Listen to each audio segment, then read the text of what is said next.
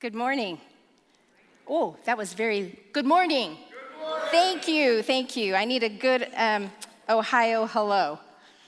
I get to sing the same song that Dr. Gersovich did. Think of him as singing the verses, and I'm going to sing the chorus, because so much of what we want to say to you today is about inspiring you to do something with maybe a small desire in your heart. Listen, I know that there are probably some people here or online that you heard about this conference, you signed up for it, you're not completely convinced that there's a role for the church, but you're open to hearing about it. I think there are some of you that think, yes, there absolutely is a role for the faith community in caring for people with mental health challenges, but you're just not sure where to begin. You're on board, but you just don't know even where to start. And then there's some of you, honestly, you're just about ready to jump out of your seats with excitement to think that there is something concrete that your local congregation to do to make a difference in ministry to people with mental health challenges. So I want to give you just very quickly 3 reasons. I'm going to start with that first thing that Dr. Gersovich talked about, which is the need. And I want to just tell you very, very briefly, we could spend hours just on unpacking all the statistics that would, I would say, prove why there is need. But let me give you the practical one. The first is, as he said, 1 in 4. My stat says 1 in 5, but he's the mental health professional. We are going to go with his statistic. 1 in 4 adults and 1 in 5 children are right now living with a mental illness in the United States. That means that every single one of us knows or loves somebody who has a mental health challenge, or maybe we're the one who has a mental health challenge. Far from being rare or unusual, mental health challenges are real, they're common. And that 1 in 4, that 1 in 5 statistics tell us that millions of Americans, including people in our families, in our congregations, or maybe us, are living with a mental health challenge. One of the statistics that bothers me greatly is that more than 50,000 people in the United States died by suicide in 2022. That is an enormous amount of people. That doesn't even register the amount of attempts, the more than 1.6 million people who attempted to take their life, or the millions who thought about it, or the millions who had a plan. Suicide is also common in the United States. So practical reasons tell us that this affects so many of us. A historical reason: the church has had a 2,000-year history of being involved in healthcare. We are a preaching, teaching, healing faith. And Christians started almost every hospital. If you were to look back, almost any hospital somewhere around the world was started by Christians or missionaries. So we have a historic faith of caring for people with mental health or physical needs. And then let me give you the biblical reason, because if the practical reason isn't enough to stimulate your mind to we've got to do something, if our historical background of being involved, the biblical reason: God reveals himself as a tender shepherd, as a caring, compassionate God. Jesus reveals himself, the Messiah reveals himself as somebody who stands with suffering people. In Isaiah 61, verses 1 and 2, it says there, a prophecy about the Messiah: "The Spirit of the Sovereign Lord is on me, because the Lord has anointed me to preach good news to the poor. He has sent me to bind up the brokenhearted, to proclaim freedom for the captives and release from darkness for the prisoners, to proclaim the year of the Lord's favor." Well, in Luke 4:17, right after Jesus comes back from the wilderness where he's been tempted, he goes to the synagogue, as is his habit, Scripture says, and they hand him the scroll of Isaiah. He unrolls it to this passage, and he reads that passage that we just read. And when he's finished reading it, he says, "That's me. I am the Messiah.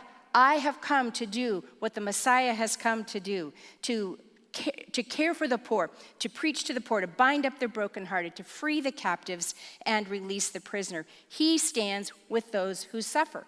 So if God is a God who stands with those who suffer, is a tender and compassionate shepherd, and Jesus says, "That's who I am," if we're going to call ourselves Christians, Christ followers, then we have to do exactly what our Father and our Messiah Jesus did, which is to stand with people who suffer. And in my experience, some of the most intense suffering that I have seen in the world is with people who have mental health challenges. As Brian said, our family knows this very personally. This is not a theoretical exercise to me. This is lived experience. Our youngest son, Matthew, was diagnosed at 7 with clinical depression. And he could have been diagnosed sooner if we had understood that children can have a mental illness. We didn't know that children could experience mental illness.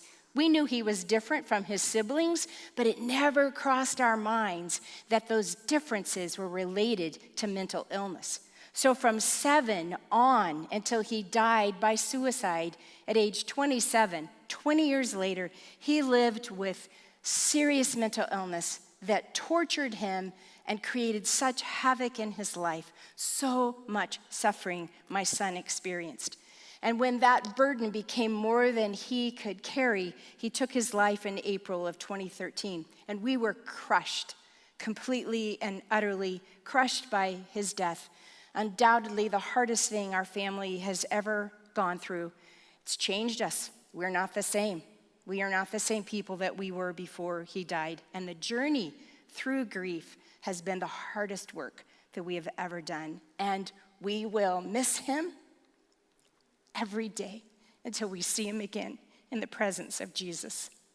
Where that has led me, this big, huge need that goes far beyond my family, the fact that historically it is the church who has been involved intimately in healthcare, and the fact that God is a shepherd who cares, and our Savior, Messiah Jesus, is a tender Messiah, as is his Father, and my own personal experience, that pushes me to this place of believing that there is a role for the church that is unlike any other role in our society, that there is a gap. Listen, there will never be enough professional mental health, never enough professional mental health folks. Never, never.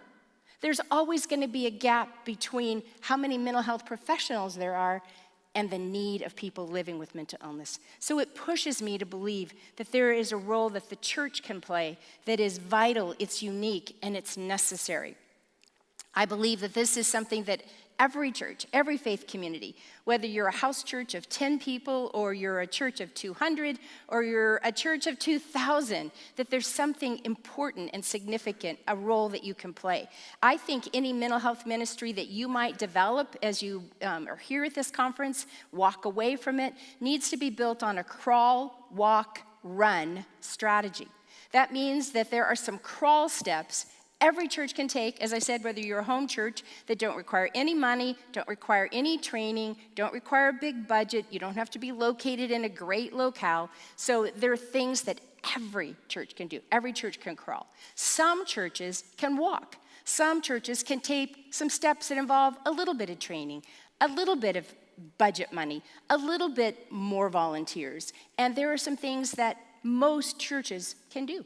And then there are some run steps that I believe some of you can develop run-stepped ministries. Man, you are the size where you've got enough staff, you've got the finances, you've got the plan, and you can do some things that are like running toward the needs of people living with mental illness. So I'm going to give you a 6-step, very, very simple acrostic based on the word church that to me is at that lowest level. This is the cookies on the bottom shelf.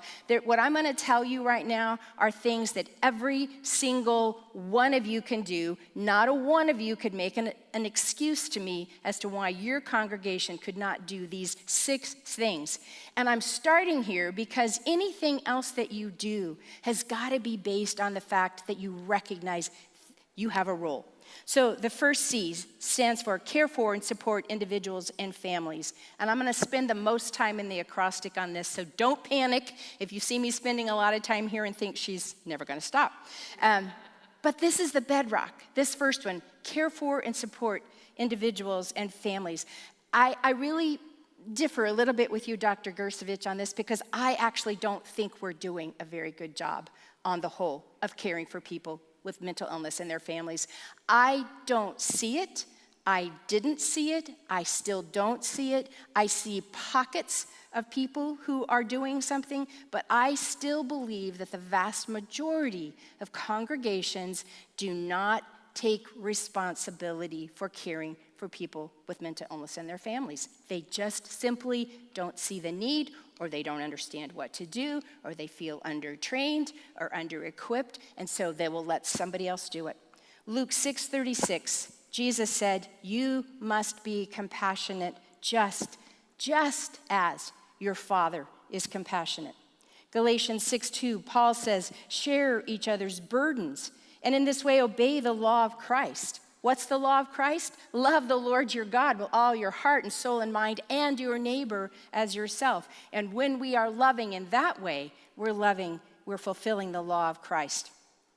I have seen progress in the 11 years since I've been a mental health advocate after my son died, and began talking to congregations all around the world about this. I have seen progress because in those 11 years, I do feel like there has been a shift from, mental illness, well, if it even exists, if it really is real, I don't know if it is, because maybe we should just pray more, and maybe there's sin you need to confess, and maybe if you love Jesus more, or if you were stronger, or I'm too blessed to be stressed. Any of you ever heard that one?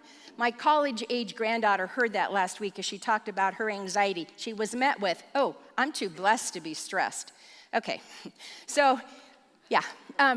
My point is that there is progress from that point of view toward believing that mental illness is real.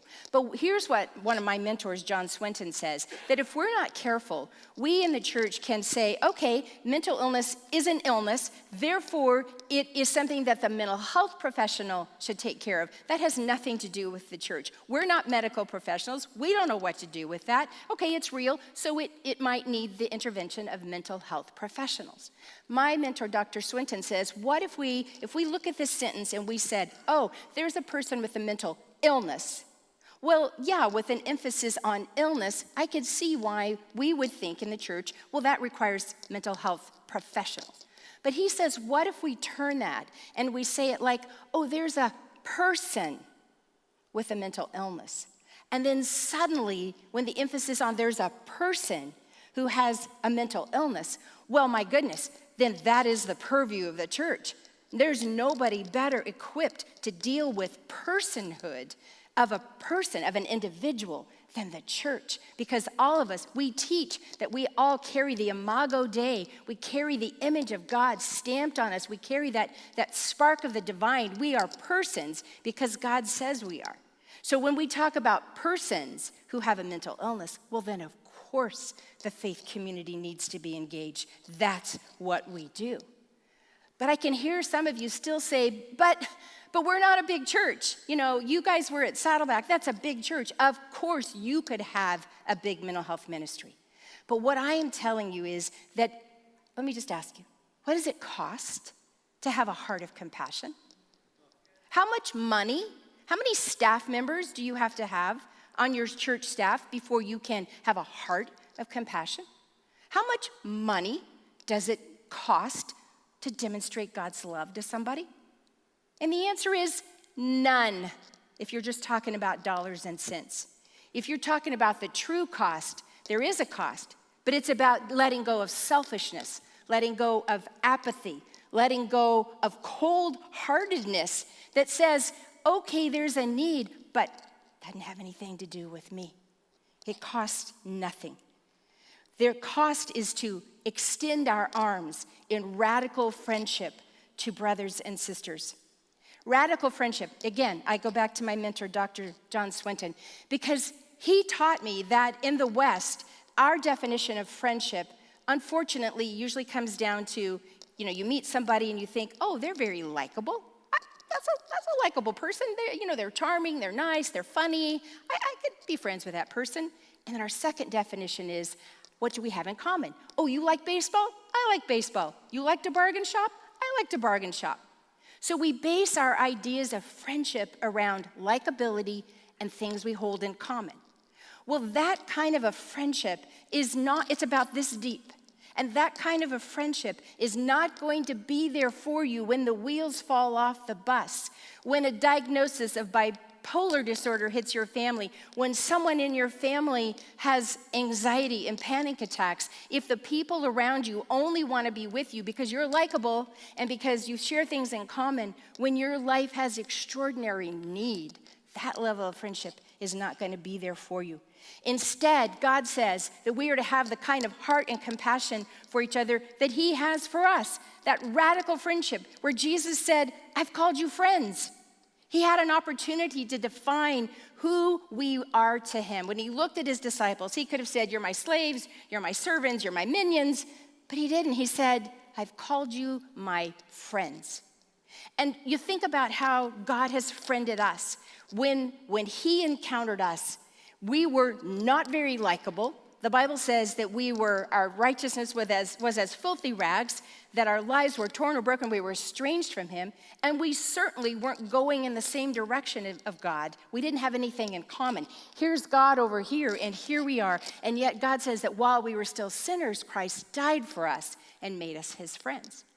If we took that seriously, if we really tried to live that out, what that would do for the loneliness epidemic in our churches, in our societies, if we saw that our mission is to extend the radical love and friendship of God, it would end some of the loneliness that many, many feel. So, what could you do? You could begin support groups. You could begin, there's so much I want to say about this, but for time, I'm just going to say there are things that you could do. At the heart of everything that we're talking about in this conference is making a decision to have a heart of compassion and care for people who live with mental health challenges. The first H is to help with practical needs. 1 John 3:17, the Message paraphrase says, if you see some brother or sister in need and have the means to do something about it, but you turn a cold shoulder and do nothing, what happens to God's love? It disappears, and you made it disappear. Sometimes the word is just like, it's not an arrow, it's more like this sword that pierces my heart. That verse pierces my heart. You have probably heard, this is something that's used frequently in the last 11 years, about mental illness being called the no casserole illness. And I think it's so apt. My friend Amy Simpson was the first person I heard say that. And she talks about that, in our churches, when somebody is diagnosed with breast cancer or somebody has a major illness or a surgery, man, the meal train kicks in, and we are there to provide meals and to provide, housework or taking our neighbors' kids to school. We just pour in there with practical help. But I feel very certain that if somebody came to you this week at church and said, I was just diagnosed with generalized anxiety disorder, you would probably go, wow, that's too bad. But I don't think it would occur to you that family then just now might need more practical help from the church community. There are so many Dr. Gersovich talked about this, and many of you already have active ministry of helping with practical needs. But my point is, it is something that is within the reach of every congregation, whether you have 10 people or 1,000. You is to utilize train volunteers. Galatians 5:13 says, my friends, you were chosen to be free. So don't use your freedom as an excuse to do anything you want. Use it as an opportunity to serve each other with love. 1 Peter 4:10, God has given each of you a gift from his variety of spiritual gifts. Use them well to serve one another. As I said, there will never be enough mental health professionals to take care of the millions and millions and millions and millions of individuals and families affected by mental illness. And that gap is a place that the church can stand in. Let's just say somebody is in care and maybe they see their psychiatrist once a week or their psychologist. What about all the other hours in the week when they need some extra attention, some extra love, some extra care. Their family does. The church can fill in those gaps by training volunteers. There are more than 2.3 billion Christians on the planet, many of them looking for something significant to do with their lives and with their training. You can do volunteer lay counselor training. You can train people on how to do a prayer ministry so that they can effectively pray for people. You can have volunteers who'll take on the task of learning how to navigate the very complicated mental health system. You could have volunteers who could make a list of local therapists or counselors or psychiatrists or psychologists, or where's the closest maybe freestanding mental health clinic, so that when people come in crisis, your church has already done some of the work to be able to serve them. You can train support group leaders. You can train them to make home visits. You can train them to do companioning. There are so many things that people can be trained to do that make a difference for people living with mental illness. The R is to remove the stigma. Romans 15:7, accept one another then, just as Christ accepted you in order to bring praise to God.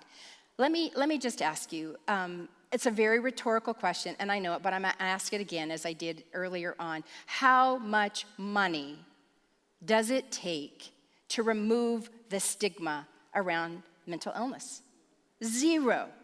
How many staff do you have to have a person living with mental health or their family stand up in front of the congregation and share their story? Does that require some massive plan or some whole organization behind it to have a person living with mental illness tell their story? It costs nothing, my friends, to remove the stigma. The church is this legitimizing force in society. If the church says you're okay about anything, if the church says you're okay, society pretty much thinks you're okay. If the church says you're not okay, then in society, you're not typically thought of as okay. What if the church says it's not a sin to have a mental illness? What a change that would begin to make as that began to roll down across our communities, into our cities, into the country. It's not a sin to have a mental illness. What would that do? When I was an advocate for people living with HIV and AIDS and orphans and vulnerable children in the decade before my son passed away, I got used to being in all sorts of places around the world where people would come up and whisper in my ear, I am HIV positive, or I have AIDS. Why did they whisper it to me? Because the stigma was enormous. You could lose your family, you could lose your church friends, nobody would play with your kids, especially early on in the pandemic when there was so much misunderstanding. They whispered because of stigma. What I wasn't prepared for in these 11 years now since my son died is when people still come up and whisper in my ear, but now they whisper, I have schizophrenia. My son has bipolar disorder. My daughter has suicidal thoughts. My uncle died by suicide 20 years ago, and we still don't talk about it. They whisper because the stigma is present and it's used. It's pervasive in the church. And I just want to tell you that one of the most powerful and profound things you can do in your church, in your faith community, is to remove the stigma, remove the shame. It's not only kind, it can save a life. One of the reasons people don't seek treatment is because they don't want to wear that stigma. They don't want to carry that label. And people sometimes don't seek care because they don't want to be affected at their jobs or in their friendships or at church. It can be lethal. The second C, and I'm going to wrap up here, to collaborate with the community. Proverbs 19:20 says, get all the advice and instruction you can so that you will be wise the rest of your life. This verse, the proverb says there's wisdom that you can gain. There's knowledge that you need to acquire. Listen, in the church, we can't solve this by ourselves. Nobody's saying that we can solve this by ourselves. But there is a role for us, but there's also a role for the community, the mental health community that does know a lot about mental illness. What if we collaborate? What if we say, listen, our congregation is a caring, supportive place. People with mental illness and their families are welcome here. We're going to serve them. We are going to meet practical needs. We're going to actually train volunteers to serve them even more effectively. We're going to remove the stigma. And hey, would you in the mental health community who know some things we don't know, would you bring that? Would you teach us? Would you train us? Would you show us this? Would you help us be a part of that? And then churches bring what they bring, mental health community brings what they bring, and suddenly we've got leverage. Suddenly there's traction, and we can begin to make some changes. The last H is to offer hope. Because nobody can offer hope like the Church of Jesus Christ. Ain't nobody who can offer hope like the Church of Jesus Christ. There may not be a cure for someone's mental illness, but the church can offer hope that over time, an individual can learn how to manage their chronic illness in much the same way that someone learns how to manage another health condition. And they learn what they can do and what they can't do. And then they come and find in the church a place that offers hope not only for the next life, but for this life. It's not all about just what's ahead. Hey, listen, without that, I don't know how I would go on living sometimes, because losing my son has taken me to the depths. If I didn't know there was heaven, the hope of resurrection, the hope of restoration, I would have a very hard time going on, but I know it. But for this life as well, we in the church can offer something that gives people hope for today, that we're not going to leave them. You know, I don't know where we got this idea in the church. Maybe you haven't experienced this, but I have. Somewhere we got this idea in the church that if you're not taking your medication, or you have relapsed in your recovery from substance use disorder, that somehow if you are not on your medication properly, you're not seeing your doctor right, maybe you've lapsed in recovery, sorry, you can't be with us. Where did we get that as an idea that was appropriate for the Church of Jesus Christ? Some people don't get healed in this life. Despite their best efforts, they don't find the victory. They don't find the healing. They don't find the miracle. They live with things that go on, and they relapse, and they get better, and then they struggle, and then they do well, and they have episodes, and they come back. If the church, this should be the safest place on the planet, where we can bring our whole selves, our broken selves, ourselves in recovery, ourselves in process, ourselves sometimes fallen off the path and sometimes getting back on, sometimes completely out of our minds, and sometimes very stable. The church needs to be the place that offers hope. We will walk with you, no matter where you are on your journey, we will walk with you. And when we do, then it becomes, we get to offer Hosea 2:15. We get to actually live this out. We get to actually prove this to people by the way that we walk with him. Where God said, I will transform the valley of trouble into a gateway of hope. Our faith communities can become gateways of hope. Here's my closing word to you. You know it. It's probably one of the most guilt-producing verses in the whole Bible, but I'm telling you, is powerful. Matthew 25, verses 40 to 45, Jesus said, truly I tell you, whatever you did for the least of these, for one of the least of these, my brothers and sisters, you did it for me. And I always stop there. I never read the rest. And then just a few verses on, he goes on to say, and truly I tell you, whatever you did not do for one of the least of these, you did not do for me. Mother Teresa used to say that Jesus often shows up in his most distressing disguise of the poor. I think sometimes he comes in the disguise of mental illness. And so I urge you to welcome people living with mental illness into your church. Because when you do, you are welcoming Jesus in one of his most distressing disguises. And you show your love for him like you never show it by showing up for Bible study and prayer. God bless you.